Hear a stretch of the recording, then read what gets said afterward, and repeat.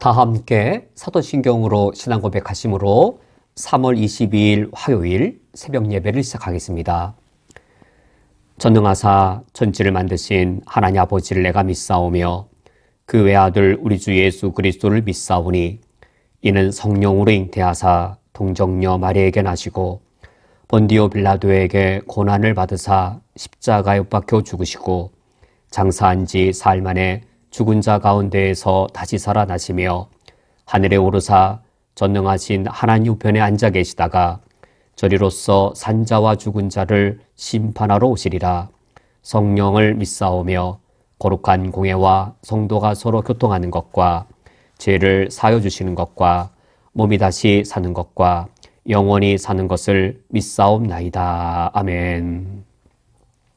하나님 아버지시여, 십자가의 길을 걸어가신 예수 그리스도가 나의 구주가 되시오니 내가 오늘 하루를 살아갈 때 십자가의 길을 기꺼이 걸어가게 하여 주옵소서. 예수 그리스도의 이름으로 기도합니다. 아멘. 오늘 성경 말씀은 신약성경 마태복음 12장 14절부터 18절까지의 말씀입니다. 오늘 성경 말씀을 제가 봉독해 드리겠습니다. 바리새인들이 나가서 어떻게 하여 예수를 죽일까 의논하거늘 예수께서 아시고 거기를 떠나가시니 많은 사람이 따르는지라. 예수께서 그들의 병을 다 고치시고 자기를 나타내지 말라 경고하셨으니 이는 선지자 이사야를 통하여 말씀하신 바 보라, 내가 택한 종 곧 내 마음에 기뻐하는 바 내 사랑하는 자로다. 내가 내 영을 그에게 줄 터이니 그가 심판을 이방에 알게 하리라. 아멘.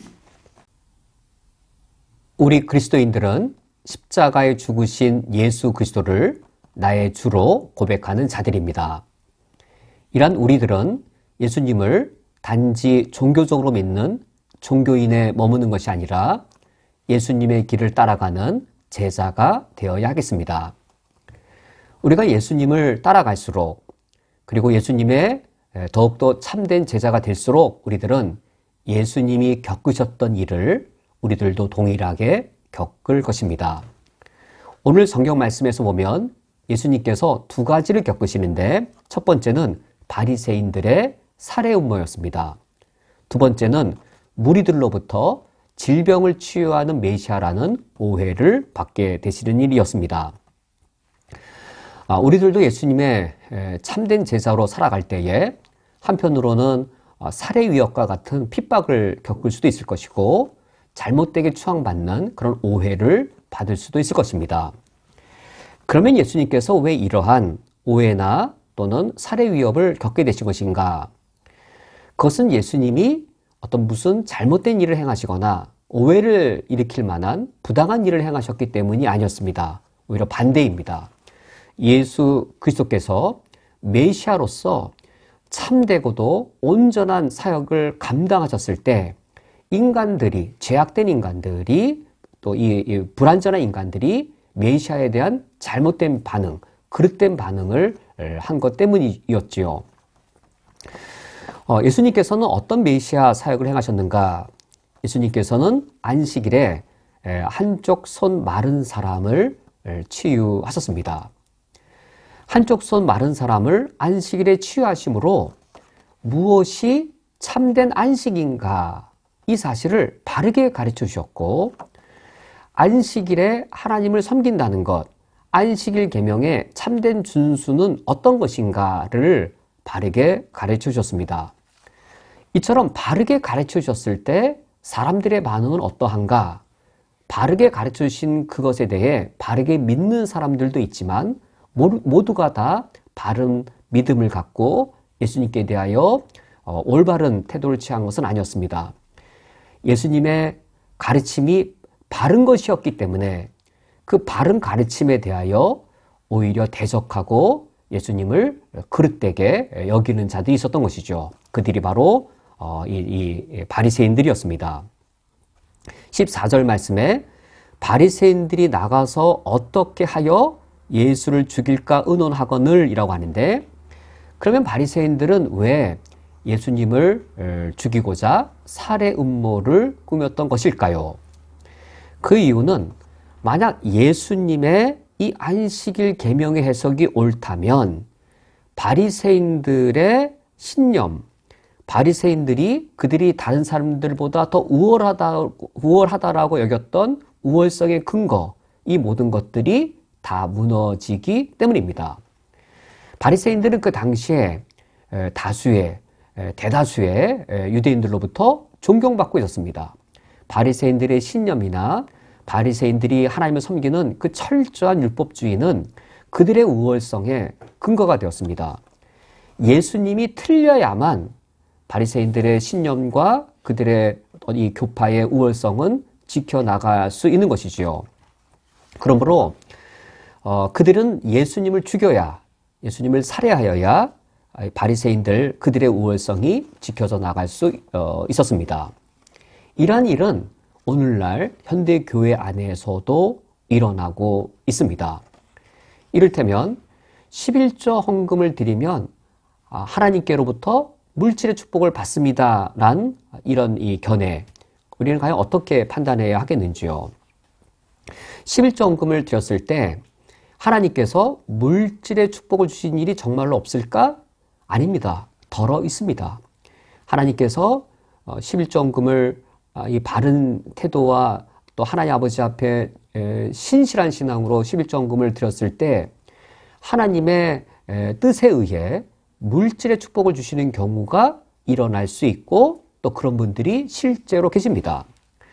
그런 분들이 스스로 자신의 신앙을 우월하게, 자신의 신앙을 인정받기 위해 11조 헌금을 드리면 하나님께서 물질 축복을 주신다. 하나님이 그런 내 신앙을 인정해 주셔서 나를 이처럼 부유하게 만들어 주셨다라고 여기고 있다라고 상정한다면 그분들에게는 어떤 올바른 주장이 위협이 되겠는지요? 하나님께서 이 11조 헌금을 드린다고 하여 무조건 다 복을 주시는 것이 아니다. 하나님이 복 주시는 것은 11조 헌금에 대한 대가만이 아니라 하나님의 다양한 의도와 다양한 방식으로 복을 주실 수 있다라는 올바른 가르침이 자신의 신념, 자신의 신앙이 우월하다라고 하는 근거, 이 모든 것들이 다 깨어질 수 있는 위협적인 사실이 될 수 있는 것이지요. 그러므로 성경적으로 올바른 주장에 대해 반대하고 그것을 거부하고자 할 수 있습니다. 바리새인들이 그러한 경우였습니다. 예수님의 그 메시아로서의 올바른 가르침이 바리새인들 그들의 신념과 우월성을 깨트려 버리는 것이었기 때문에 그들은 자신들의 신념과 우월성을 지키기 위해 예수님을 살해하기로 의논한 것이었습니다. 이것에 대해 예수님은 어떤 반응을 보이셨는가? 15절 말씀을 보시면 예수께서 아시고 거기를 떠나셨다라고 합니다. 바리새인들의 살해 음모를 아셨을 때 예수님께서는 그 자리를 피하셨습니다. 예수님께서는 죽음이 무서워서 죽음을 피하신 것이 아니라 아직 죽음의 때가 되지 않으셨기 때문에 그 자리를 피하셨습니다. 그리고 끝내 하나님의 시간이 되었을 때 이런 바리새인들, 사두개파들, 대제사장들 그들이 하나로 음모를 꾸며서 예수님을 끝내 죽음에 이르게 하고 예수님께서는 이제 십자가의 길을 가게 되셨습니다. 두 번째 반응은 예수님에 대한 이 잘못된 메시아로 오해하는 일이었습니다. 15절 중반절에 많은 사람이 따르는지라 예수께서 그들의 병을 다 고치시고 라고 하여서 예수님께서 살해 음모를 꾸미는 바리새인들을 피하여서 다른 곳으로 가실 때 예수님을 추종하는 많은 사람들이 있었습니다. 그들 중에는 여러 질병을 앓고 있는 사람들도 있었을 겁니다. 예수님께서 안식일에 한쪽 손 마른 사람을 치유해 주셨던 것처럼 예수님을 따르는 사람 중에 모든 질병 있는 자들을 예수님께서 다 치유해 주셨습니다. 하나님의 이 창조주로서의 그 의도, 사람의 손과 발, 이것이 정상적으로 움직이고 정상적으로 노동하고 또 활동할 수 있도록 손을 고쳐주시고 또 다리를 고쳐주시고 모든 질병들을 예수님께서 다 치유해 줬습니다. 이것은 메시아로서 예수님이 마땅히 해야 할 일이었습니다. 그런데 예수님께서는 16절 말씀에 자기를 나타내지 말라라고 경고를 하십니다. 예수님께서 왜 사람들로 하여금 너희들이 나에게 질병 치유받은 일을 나가서 소문내지 말아라 라고 경고하신 것일까요? 예수님께서 자신이 이 질병 치유하신 것 사람들에게 더 널리 알리면 예수님의 메시아 되심이 더 빨리 전파될 수 있을 터인데 왜 그것을 알리지 못하도록 예수님이 경고하신 것일까요? 사람들은 나가서 아마 이처럼 말할 겁니다. 내가 움직일 수 없었던 중풍 환자였습니다. 손과 다리가 마비되었는데 예수에게 가면 이 중풍병 걸렸던 나조차 다 나았으니 당신도 당신의 질병 정도라면 다 치유받을 수 있을 것입니다. 라고 말할 것이 뻔하여서 사람들은 예수 그리스도를 단지 질병을 치유하는 메시아 정도로만 여겼을 것입니다.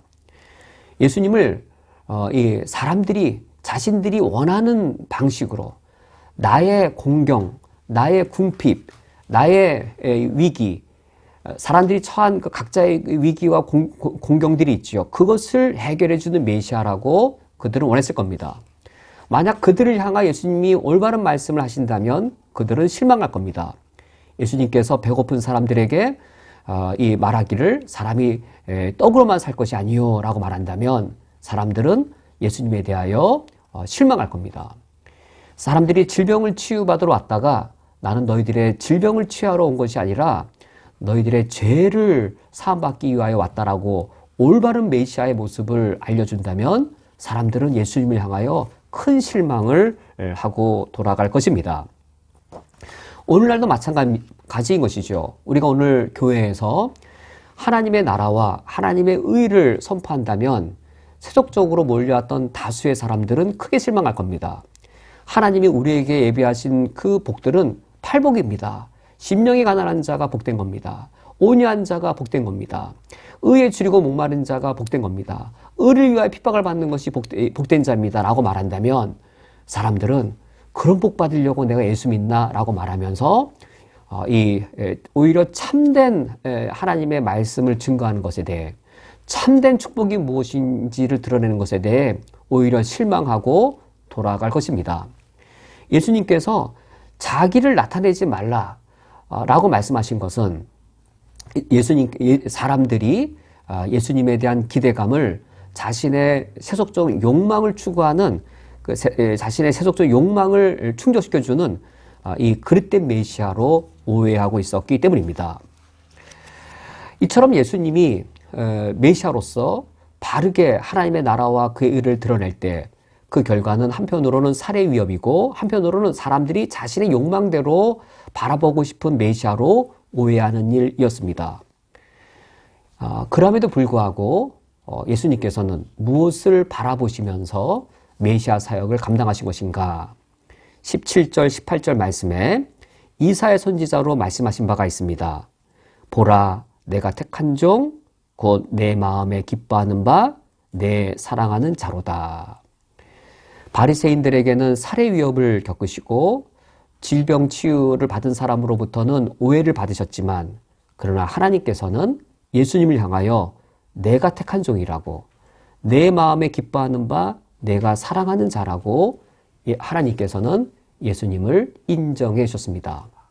이것이 우리가 이 땅에서 예수님의 제자로 살아갈 때 우리가 바라보아야 할 사실입니다. 우리가 오해받을 수도 있겠고 또는 위협을 겪을 수도 있습니다. 그러나 하나님께서는 예수님께 말씀 들려주신 바대로 내 마음에 기뻐하는 바 내가 사랑하는 자가 바로 너다라고 우리를 향하여 말씀해 주실 것입니다. 우리가 오늘 하루를 살아갈 때 우리의 구주, 십자가의 길을 가신 우리의 구주 예수 그리스도를 따라가는 참된 제자가 되기를 원합니다. 하나님께서 우리의 신앙을 인정해 주실 것, 그것을 우리의 최고의 위로와 우리의 최고의 격려로 여기고 오늘 하루도 하나님 아버지 앞에서 우리 믿음을 지키고 믿음의 삶을 살 수 있기를 주님의 이름으로 축원드립니다. 함께 기도하시겠습니다. 하나님 아버지시여, 내가 예수 그리스도를 나의 구주로 믿으며 나의 주로 고백하오니 오늘 주님의 삶을 본받는 길을 걸어가게 해 주옵소서. 그때 하나님께서 나를 향하여 내가 기뻐하는 바 내가 사랑하는 자로다 라고 말씀하여 주실 것이오니 주님의 말씀에 위로를 누리며 오늘 하루 주님 앞에 믿음의 담대한 삶을 살게 해 주옵소서. 예수 그리스도의 이름으로 기도합니다. 아멘. 다 함께 주기도로 오늘 예배를 폐하겠습니다. 하늘에 계신 우리 아버지여, 이름이 거룩히 여김을 받으시오며 나라가 임하시오며 뜻이 하늘에서 이루어진 것 같이 땅에서도 이루어지이다. 오늘 우리에게 일용할 양식을 주시옵고 우리가 우리에게 죄 지은 자를 사하여 준 것 같이 우리 죄를 사하여 주시옵고 우리를 시험에 들게 하지 마시옵고 다만 악에서 구하시옵소서. 나라와 권세와 영광이 아버지께 영원히 싸움나이다. 아멘.